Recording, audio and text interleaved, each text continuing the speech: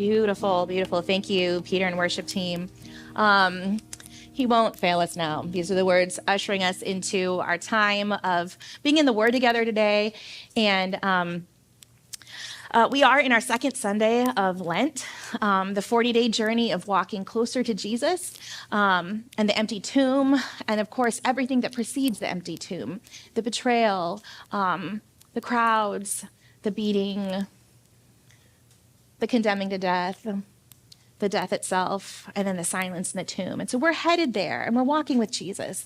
And we're continuing in the book of Luke. And we've been in the book of Luke for like months now. I think like right during Advent. So leading up to Christmas, we're in the book of Luke. We're still in the book of Luke. We are finally making our way to Luke chapter 12, which is where we're going to be today. And we've been working with Wellspring's Word of the Year. And I think I have a graphic for it. Which is the word listening. And we've been stop Luke and listening in the book of Luke. And the other day we were having a meeting and we were kind of envisioning all the different ways that we want listening to kind of infuse who we are this year. And I kind of sketched out this really ugly tree, and then I gave it to Dar, who made it a not ugly tree. And so thank you, Dar.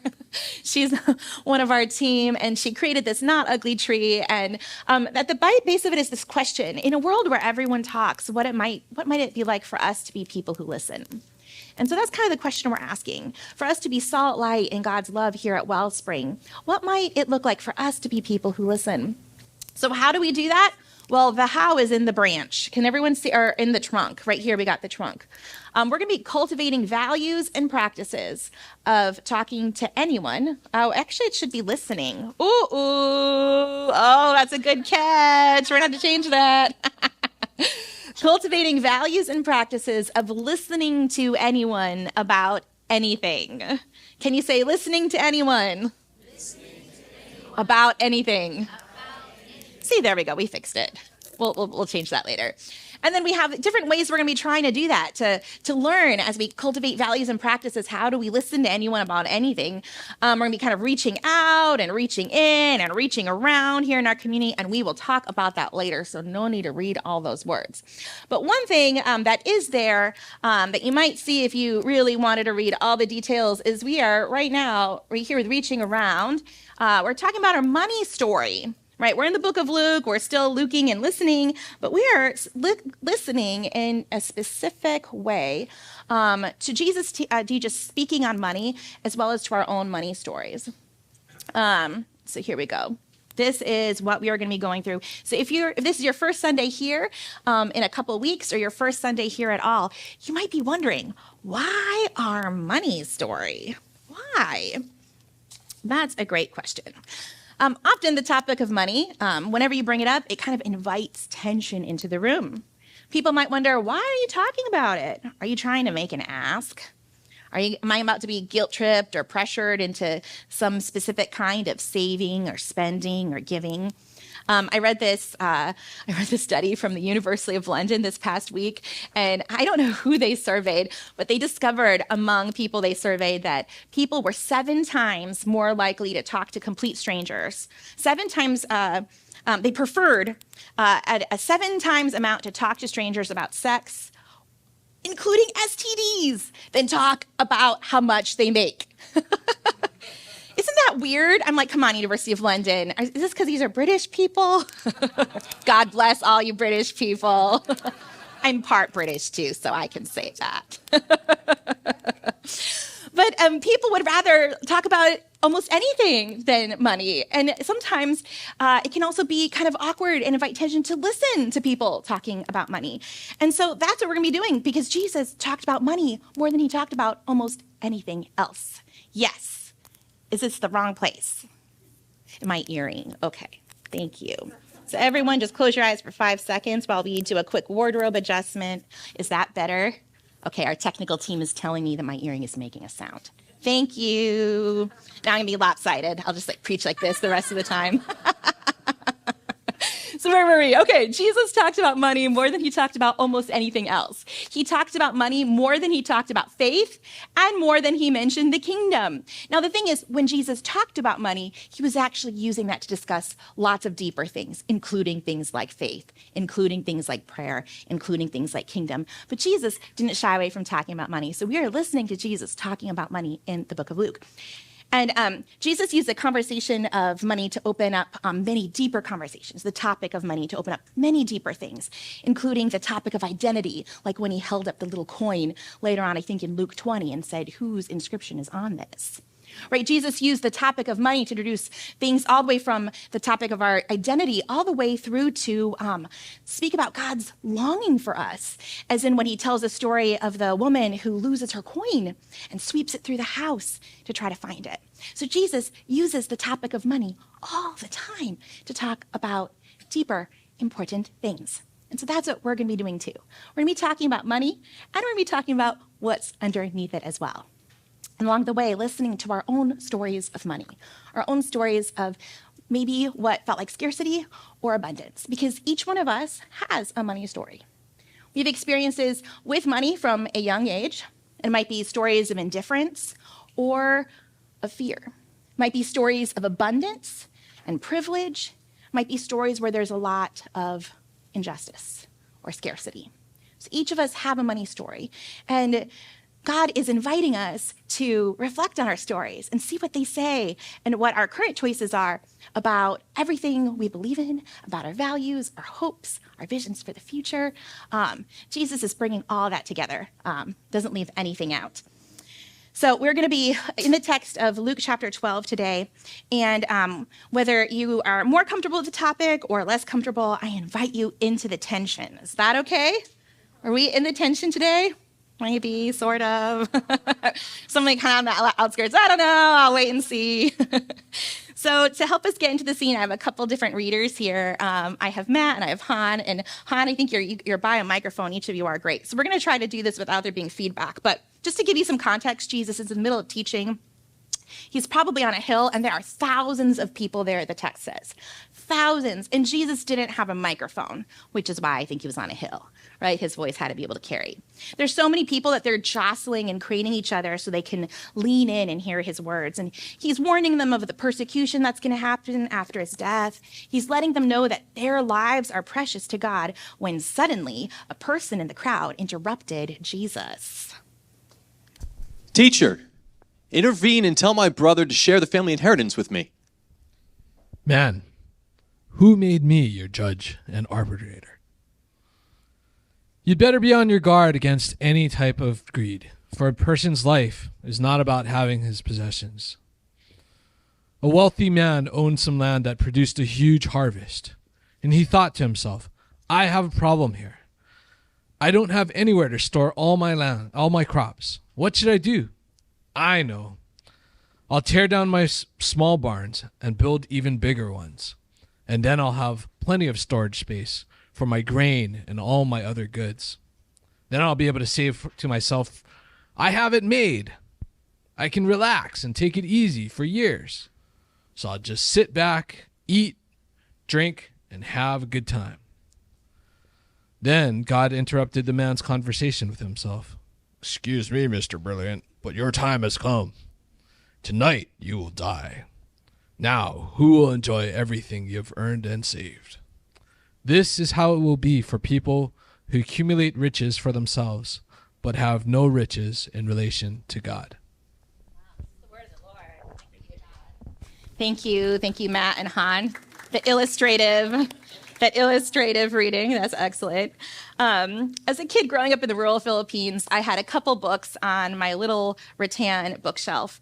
I had this book, this story, and it was called, I actually Googled it, it exists, and I'm not going to show it to you because it kind of has like a racist caricature on the front. That's the book I grew up with. It's called The Rich Fool for Children. Isn't that lovely? And it sat right next to my collection of little golden books, which were these cherubic, cutely illustrated books of prayers and Jesus blessing the children. So I had The Rich Fool for children with this very garish character on the front, and then I had all my little happy golden books. So those were my reading opportunities, and I'm thankful for both of them. But that story in particular always was a little jarring for me. Right? It wasn't sweet and beautifully illustrated.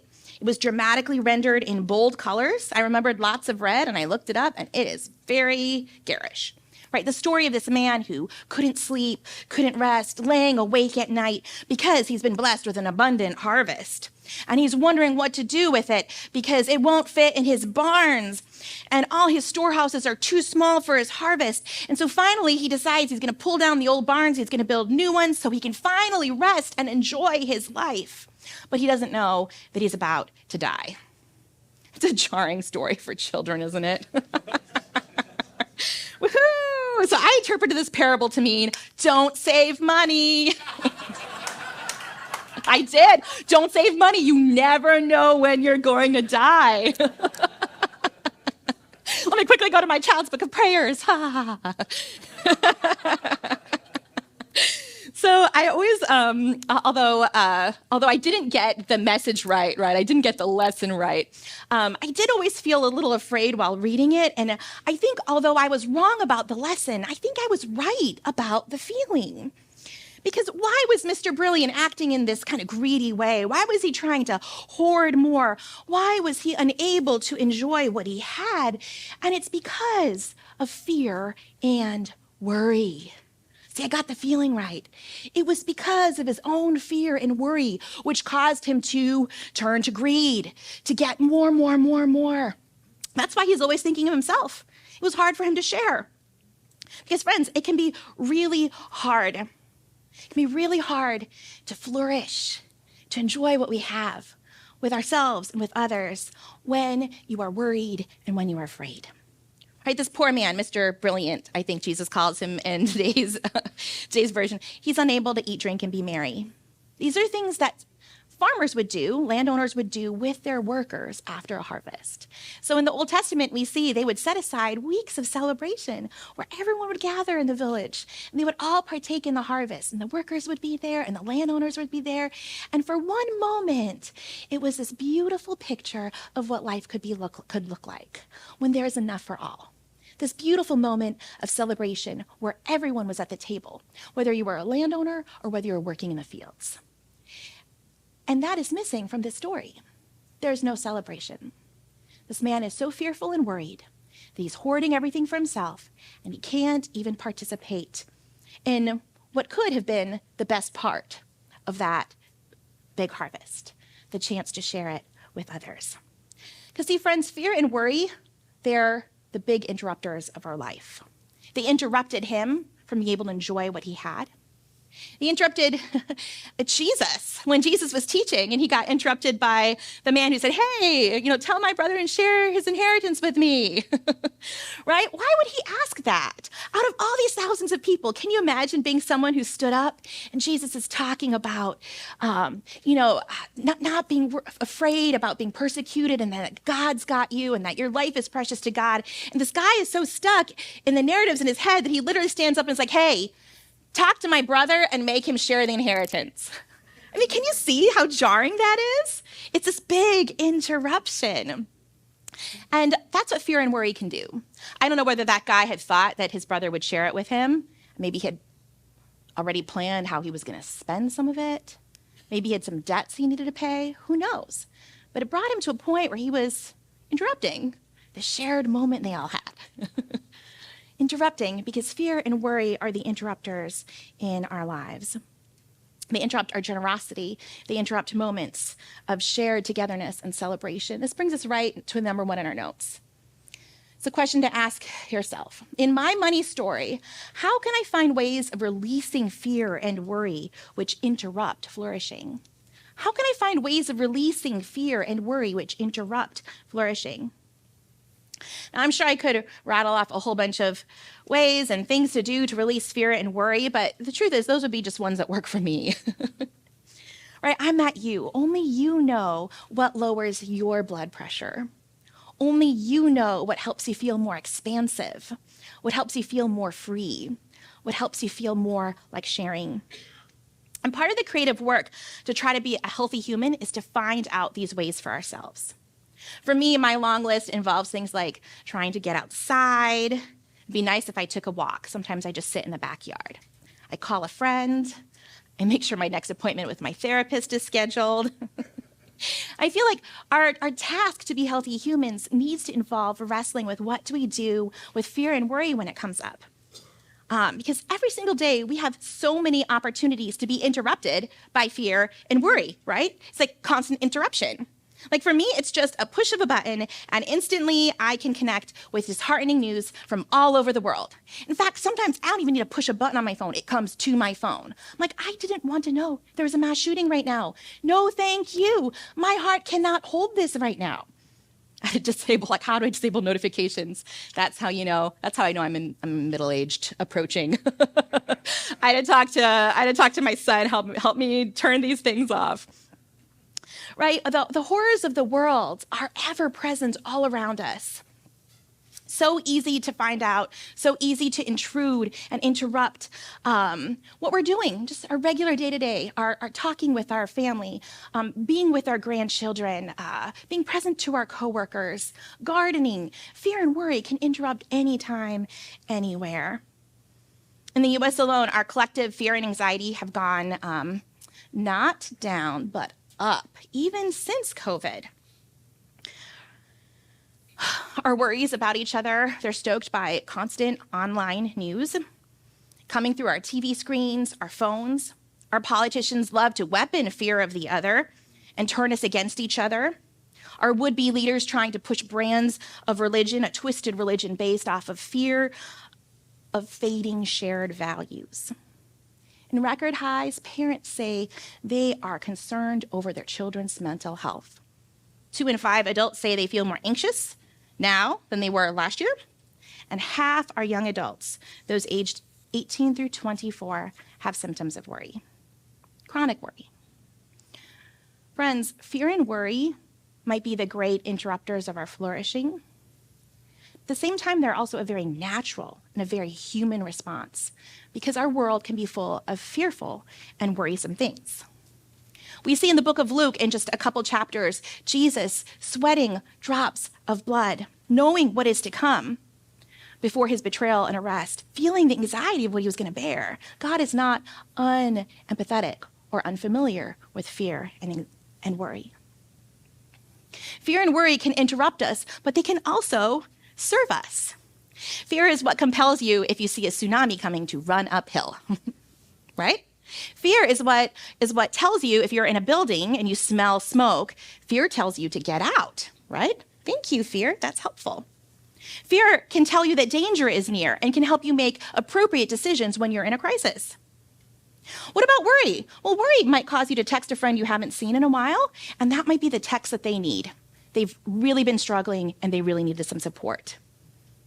Worry might bring you to the doctor when there's something you're not sure about, and it can give you an all-clear prognosis, or it could give you a diagnosis that can set you on your way to healing. Worry can serve us. But when fear and worry become intruding too much on our lives, when they no longer serve us, but they constantly interrupt us, then we know that we need to find ways of releasing them. We need to know ways of dealing with them so that they don't interrupt our flourishing. Now, if for you, fear and worry have become what feels like a constant interruption, then there is support for that. There are wonderful therapists, there are psychiatrists.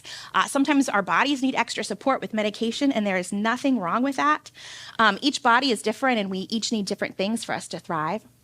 And if you've been feeling like so worried and anxious, maybe it feels like fears are cropping up more often in the past. And if you are a part of Wellspring, please don't let, maybe if you don't have great health insurance, or you're not sure what your copay would be, you're not sure if you can cover it, go and we will pay for it. We have benevolence funds, and we want to make sure that if you need to see a psychiatrist, you can.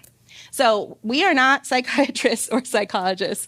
We want to make sure that finances don't get in the way. If there's somebody you need to see and you need some medical treatment, you need some support, because there is good support out there. Sometimes we need that extra help. And then for us, for things that we can do ourselves, right, without having that extra support, you can ask yourself, what makes my heart sing? What makes my heart sing? How can I release fear and worry and to step into something else, into God's abundance for me? Now, we've talked about, we talked about the beginning of today's passage. We read it with Han and with Matt. But I'm going to invite Colleen up now, because Jesus continues in this teaching. He continues, he doesn't even pause, he just keeps going. We paused right there so we can identify fear and worry. But now we're going to hear Jesus continuing on, sharing about fear and worry in a very direct way. And let's see what Jesus does. What does he invite them to do with their fear and worry?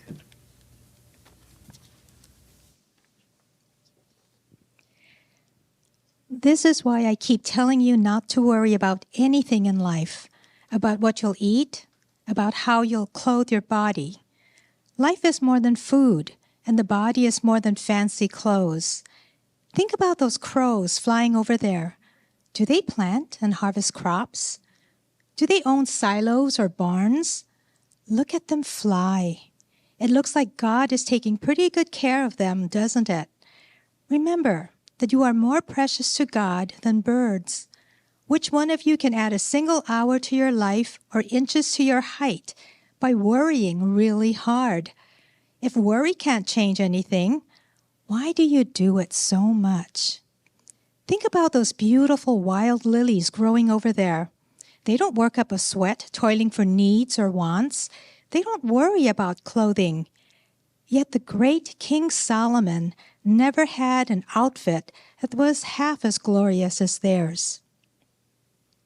Look at the grass growing over there. One day it's thriving in the fields. The next day it's being used as fuel. If God takes such good care of such transient things, how much more you can depend on God to care for you, weak in faith as you are. Don't reduce your life to the pursuit of food and drink. Don't let your mind be filled with anxiety. People of the world who don't know God pursue these things. But you have a Father caring for you, a Father who knows all your needs. Since you don't need to worry about security and safety, about food and clothing, then pursue God's kingdom first and foremost, and these other things will come to you as well. My little flock, don't be afraid. God is your Father, and your Father's great joy is to give you his kingdom. This means you can sell your possessions and give generously to the poor. You can have a different kind of savings plan, one that never depreciates, one that never defaults, one that can't be plundered by crooks or destroyed by natural calamities. Your treasure will be stored in the heavens, and since your treasure is there, your heart will be lodged there as well. Thank you, Colleen.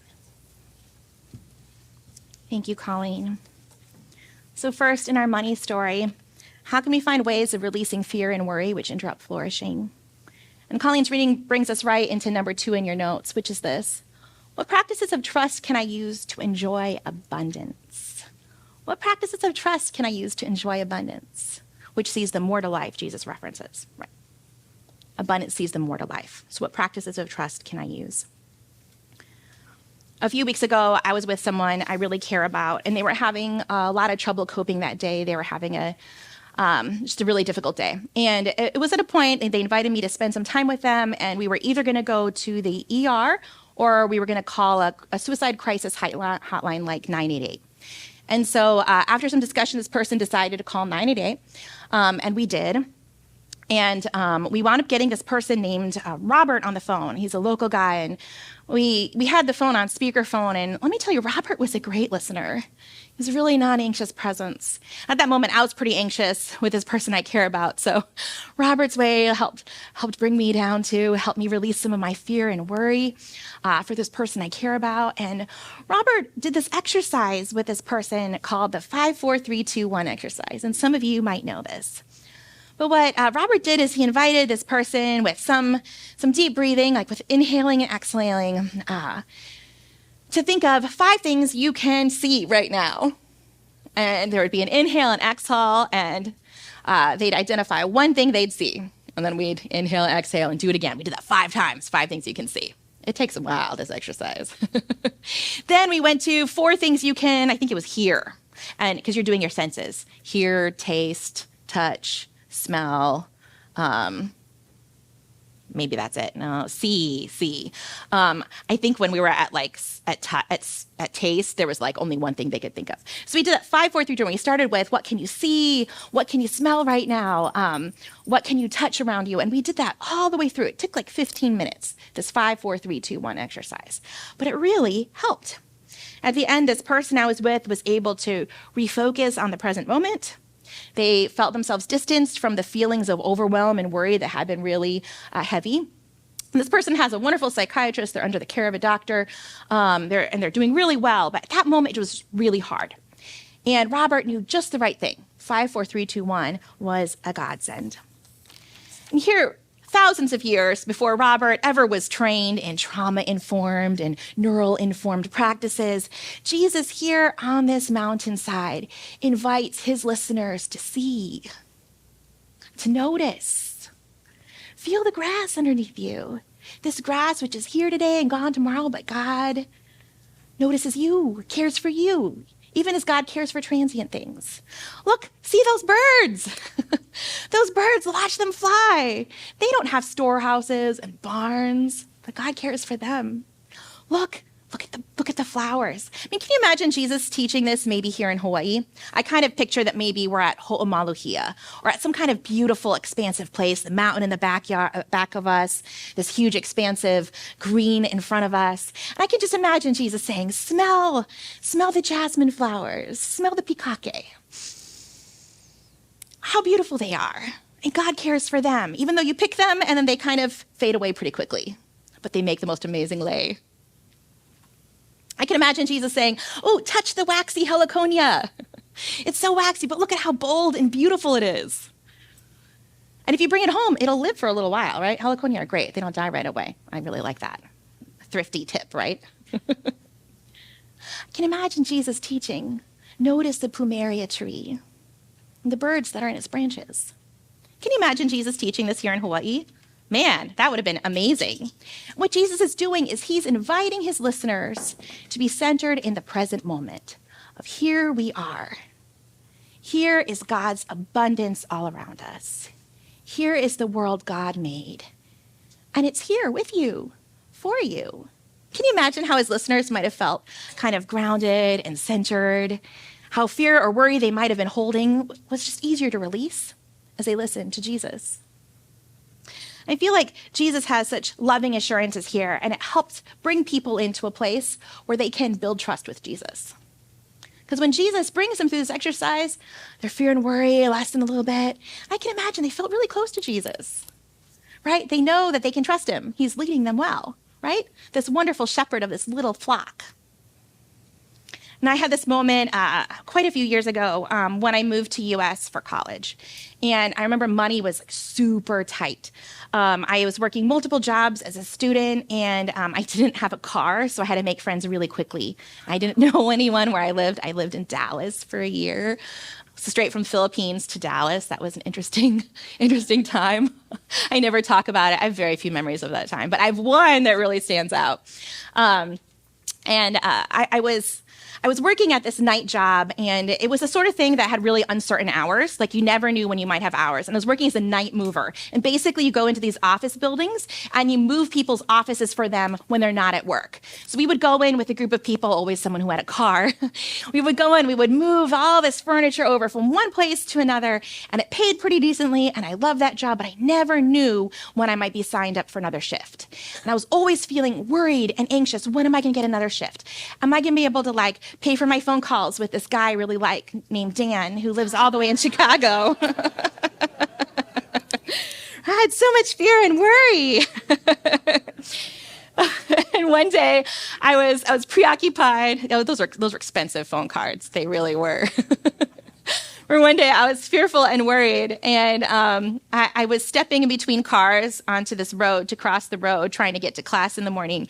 And just for 1 second, I paused to look at a bumper sticker that caught my eye. I was in mid-step, and I just remember pausing to look at it. And as I did so, a speeding car came by that I hadn't seen so quickly. It came by so fast and so near to me that the wind from it knocked me back onto the other cars. And at first I thought, was I just hit? No, I probably wouldn't be alive. I'm here. And something about that experience pushed me into the present moment. I'm alive. I don't have to be alive. And yet here I am. My story didn't end.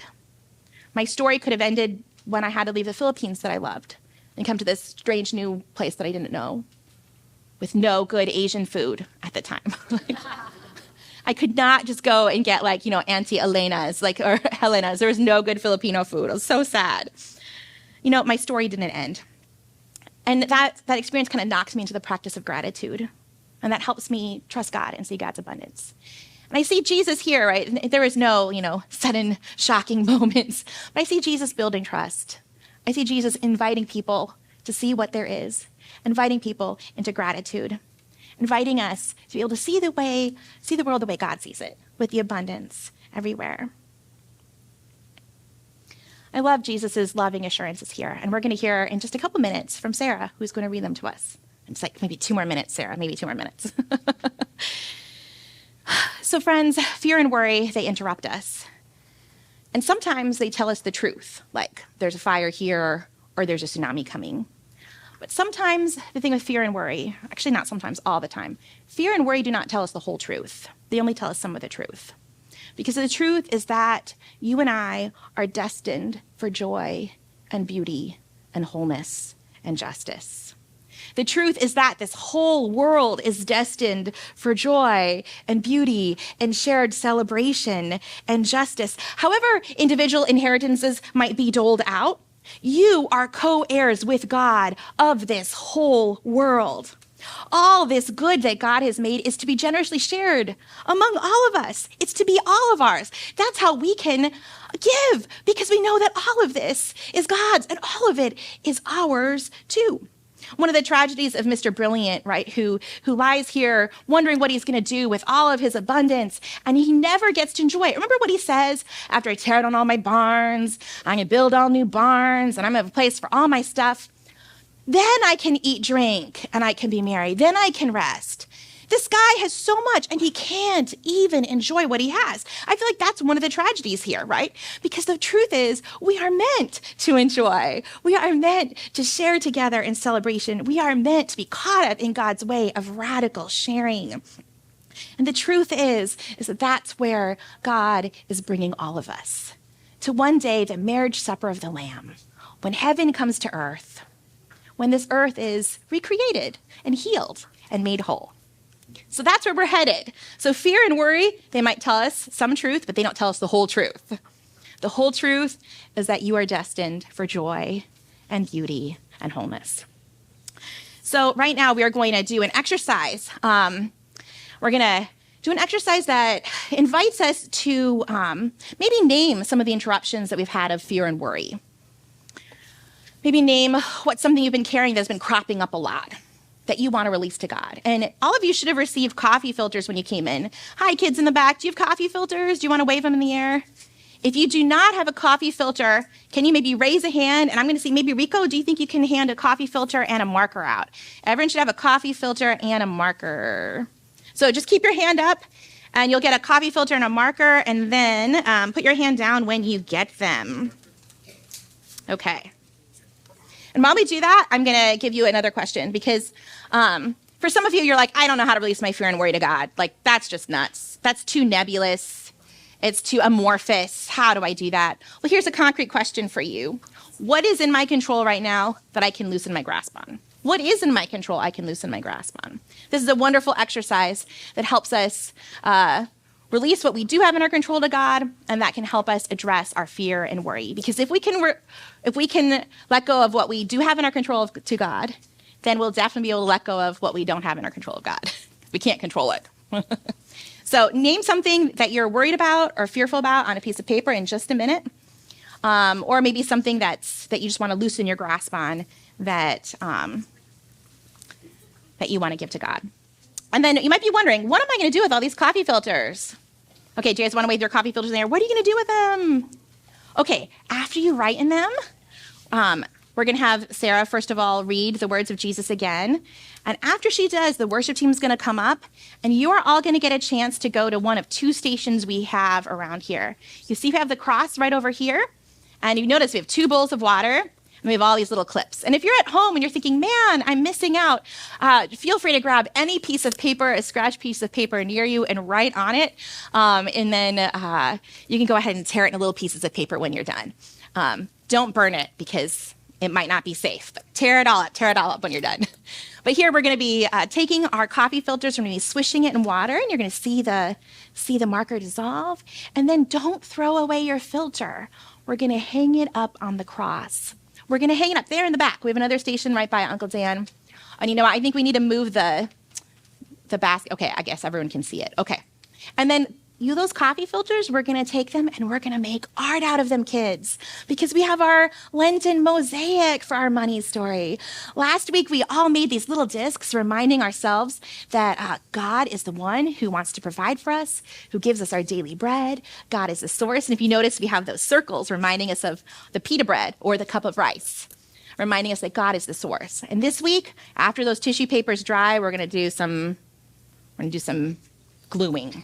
I'm not sure where. If you want to be part of that, be my guest.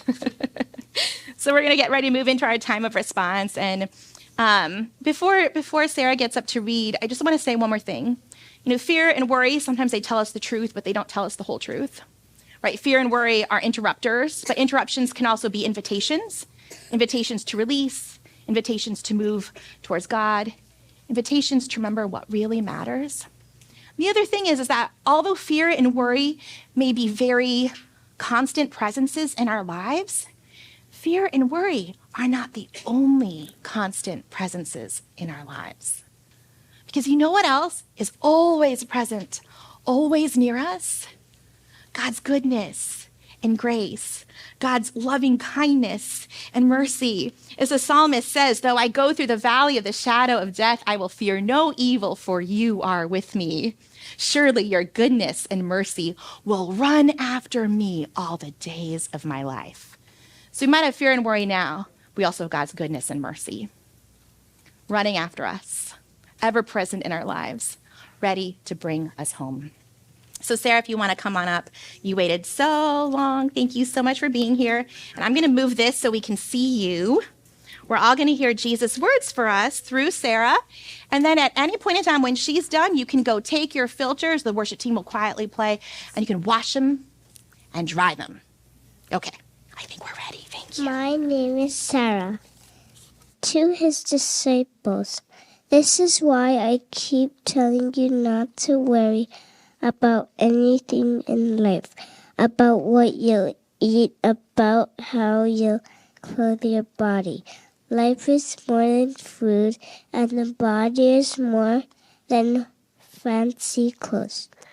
Think about those crows flying over there. Do they plant and harvest crops? Do they own silos or barns? Look at them fly. It looks like God is taking pretty good care of them, doesn't it? Remember that you are more precious to God than birds. Which one of you can add a single hour to your life? Or inches to your height by worrying really hard. If worry can't change anything, why do you do it so much? Think about those beautiful wild lilies growing over there. They don't work up a sweat toilet for needs or wants. They don't worry about clothing. Yet the great King Solomon never had an outfit that was half as glorious as theirs. Look at the grass growing over there. One day thriving in the fields. The next day it's being used as fuel. If God takes such good care of such transient things, how much more you can depend on God to take care of it for you. Weak in faith as you are. Don't reduce your life to the pursuit of food and drink. Don't let your mind be filled with anxiety. People of the world who you don't know, God pursue these things, but you have a Father King for you, a Father who knows all your needs. Since you don't need to worry about security and safety, about food and clothing, and then pursue God's kingdom first and foremost, and these other things will come to you as well. My little flock, don't be afraid. God is your Father, and your Father's great joy is to give you his kingdom. That means you can sell your possessions and give generously to the poor. You can have a different kind of savings fund, one that never depreciates, one that never defaults, one that can't be planted by crooks or destroyed by natural calamities. Your treasure will be stored in the heavens, and since your treasure is there, your heart will be lodged there as well. Thank you so much, Sarah. This is the word of the Lord. Thanks be to God. So why don't you think of something, a fear or worry you want to release to God, or maybe something that is in your control. Something is in your control you just want to loosen your grasp on. Let's take a few minutes, write some notes, and then let's head to our washing and drying stations.